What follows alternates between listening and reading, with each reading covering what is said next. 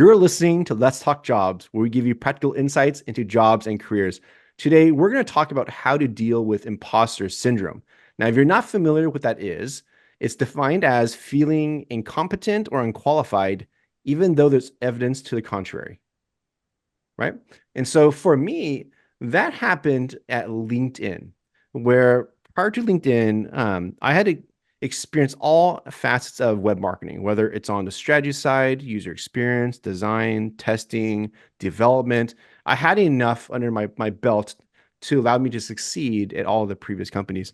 The difference at LinkedIn was I joined a group that was essentially a startup.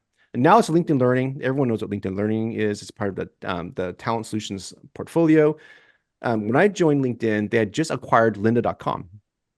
And so there was a need to A, transition the brand, and B, build a new enterprise experience. And the challenge there was you have a very strong entity in lynda.com. You're building a new brand from the ground up. And there's things like SEO to take into consideration. And there's like your website, but there's also the product. So all of them are competing, right? For SEO visibility. There's also building the web experience from ground up. So when it came to building web experience and SEO, like that was no problem at all. Where I ran into an issue was about 7 or 8 months into my job, I had launched everything. And now LinkedIn, as you guys all know, probably, or not surprisingly, is a very, very data-driven company, which is fantastic. It's probably one of the best companies I've worked for where the data is so robust, the data hygiene is pretty valid. Like you can trust it to make decisions. So the expectation of insights was really, really high. Um, Prior to joining LinkedIn, I've always leveraged data and gotten insights out of the data. What I had not done up to that point was pull the data, right? So you're talking about pulling data out of Google Analytics, pulling data out of Tableau, looking into SFDC. I had experience with Google Analytics, very little exposure to SFDC and Tableau. And so my fear was always that like if I'm pulling the data incorrectly, then all of my conclusions will be off mark. Or I'll be pulling the data set in a way that other people are not, and it'll be very, very clear that I'm looking at different data set, right? And there are a few meetings where I was exposed, where I would present a slide and like everyone's smart enough where they could say, hey, look, that slide doesn't jive with something I saw 10 slides ago. Or yesterday I saw a slide from a PMM and they're using something totally different. Like what's going on? Um, and so I was always feeling like I was behind the ball. And it came to a point, it was about the 1 year mark where my manager, he pulled me aside and he was like, look, man, like we hired you because you're supposed to know everything. And your ability to deliver analytics and dashboards is just not up to par. And that hurt me so deeply because I thought I was actually making positive progress on my dashboards. And what I realized was I was just delivering what he was asking for, sometimes correctly, sometimes not.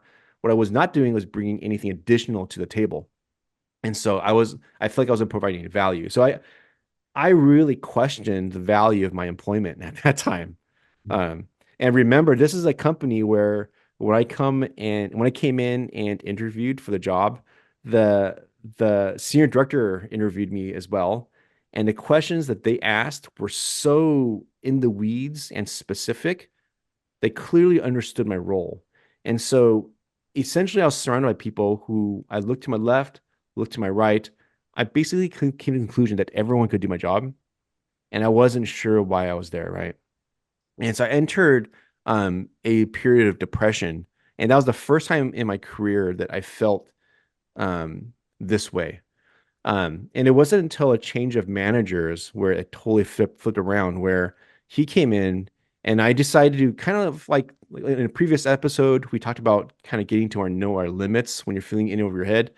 I kind of drew on that where I came to him, I said, hey, look, let me tell you what I think I'm doing good with my job. And being my new manager, let me tell you why I'm struggling a little bit.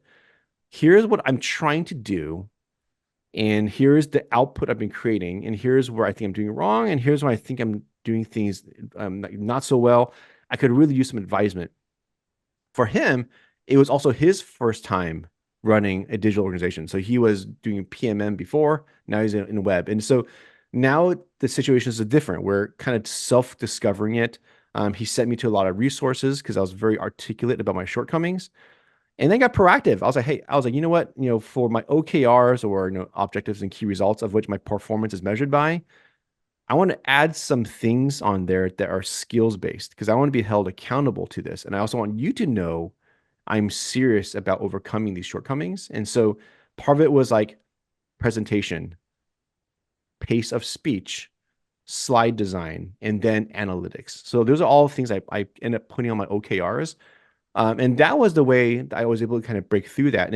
And he said something to me that really broke me out of my imposter syndrome mindset. And he literally sat down to me. He said, "Look, Tim, you were hired because you knew what you could you were hired because you knew how to do the job. The only person who's telling you that you can't do your job is you. So get out of your head, pull yourself together, and just be you and do you." Right. And so that was just so I needed to hear that. And so every time now when I talk to someone and they're struggling with them, I usually throw that piece of feedback first because they just, like you're hired because you know how to do your job. Don't sell yourself short. That was my first experience. Like that was my example. It sounds it you know it the thing I take away from your example is how um our professional lives I think the sense is that they're somehow dispassionate, that we apply objectively our skills we objectively apply our skills and experience to solve problems in a rational and reasonable way, that we're logical, that the plans are logical and proceed in a logical fashion. But in fact, so much of this is underpinned by emotions.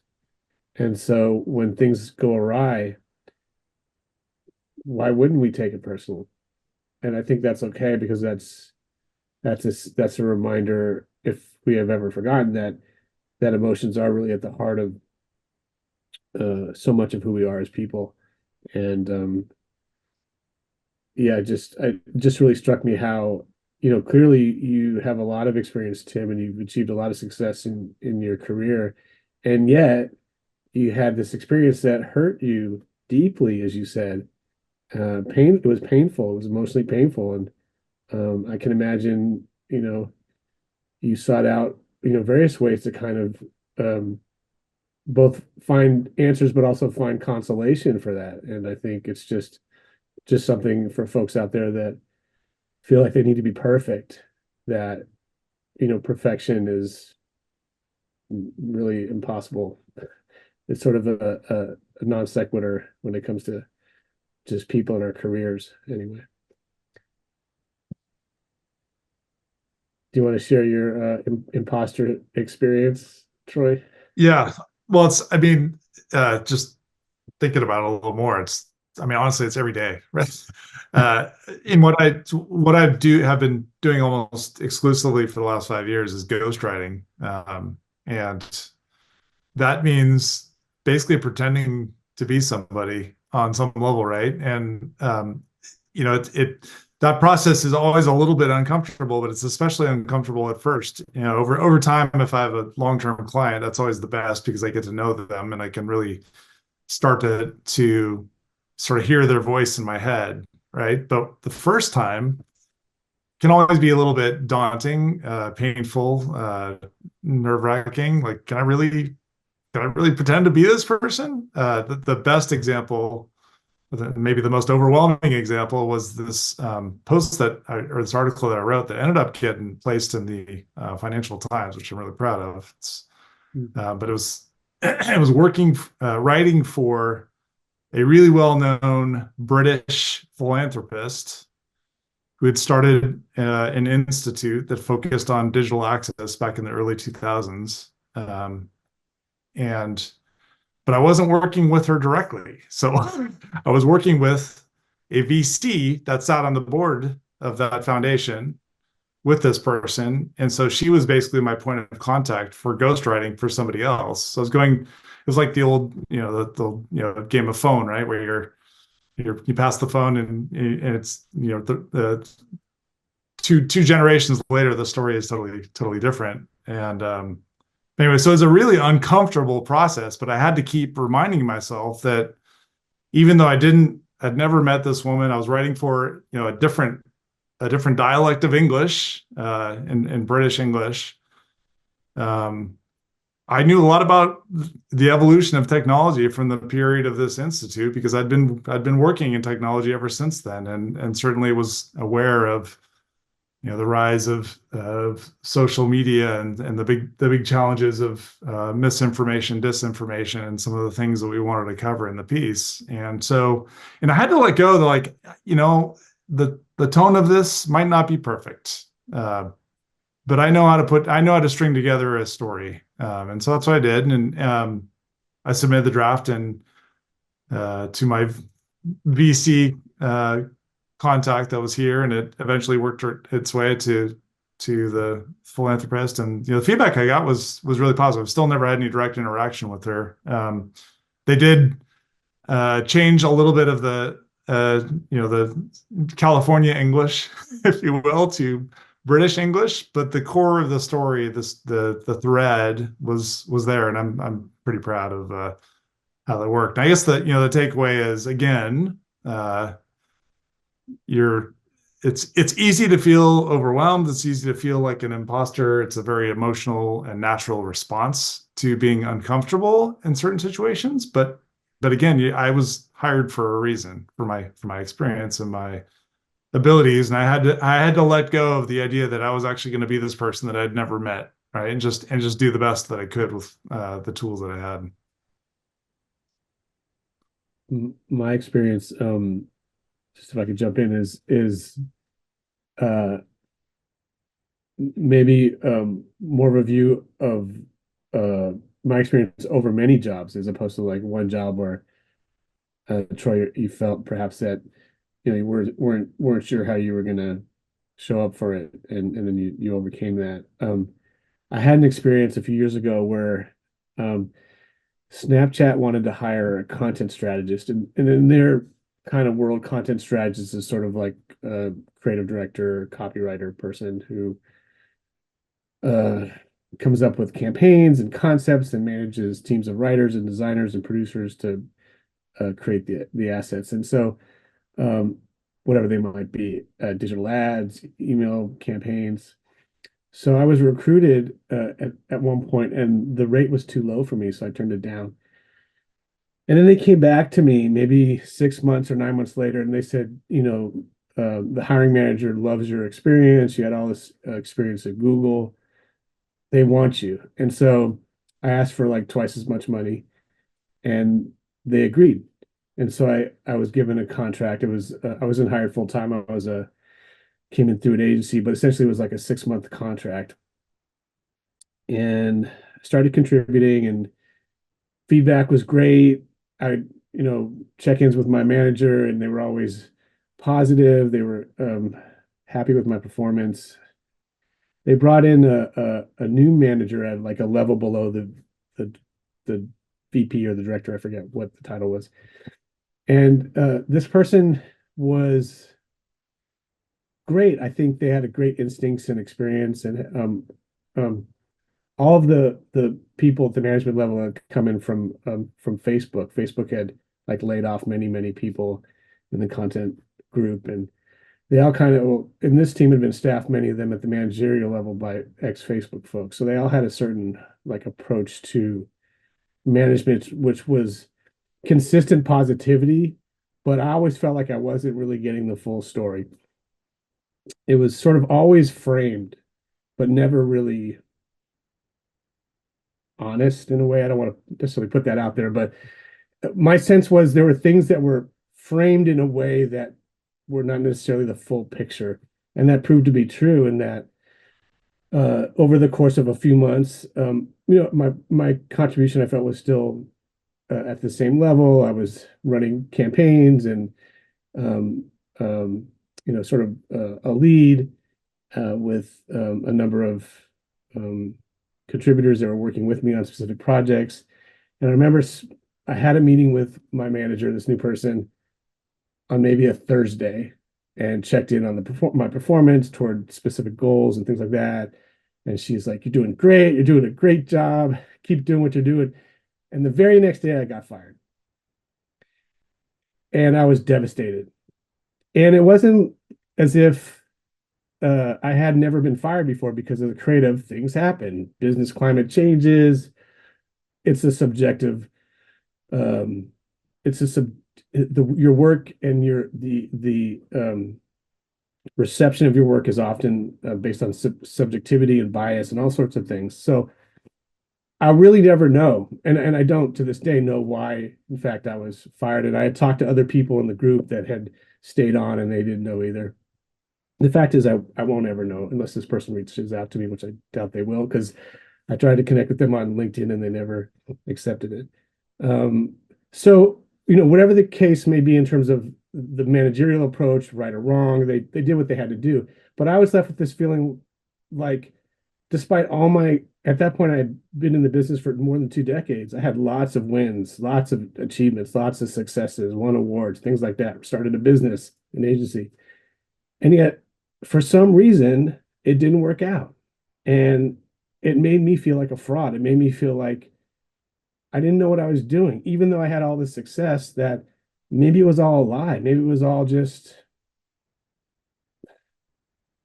somehow manufactured, but it wasn't real.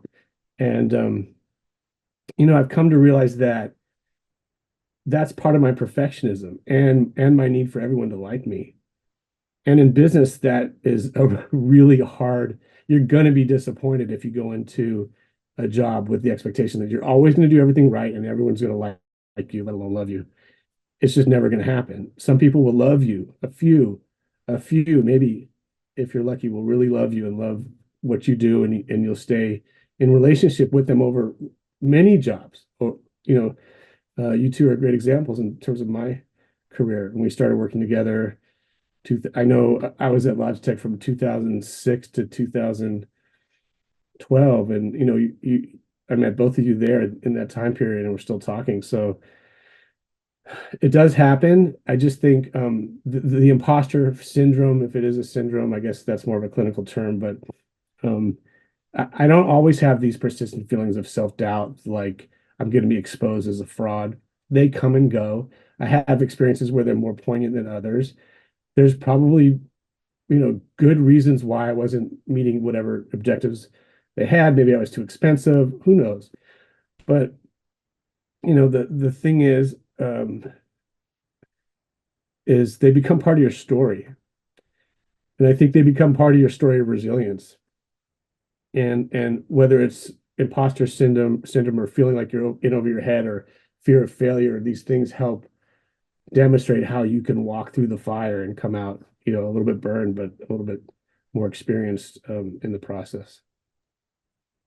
Yeah, I really appreciate your guys' examples, because actually this topic of how you deal with either failure or feeling of inadequacy or with this imposter syndromes, I always use these stories actually to break the ice with people, to build relationships. And I always bring it up during job interviews. Why? Because first of all, it makes you human, makes you relatable.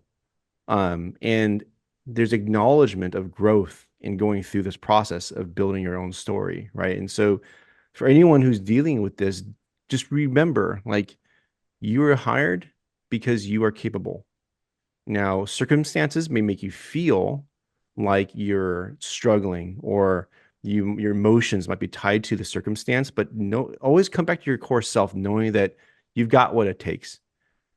In all the feedback you received, search out for the truth nuggets and then ignore the packaging of everything else, right? And then figure out what those core truths are and use that as a starting point, right? Because there's always going to be some truth to harsh feedback and some of it not. But know that you have value, and don't ever let the circumstance dictate your sense of value or self-worth. Don't be so tied into this immediate outcome such that your perception of yourself is impacted. Hey guys, thanks again for watching and listening. Next week, we'll be talking about how to deal with failure. So make sure you hit like, subscribe, and the notification bell so you don't miss the episode.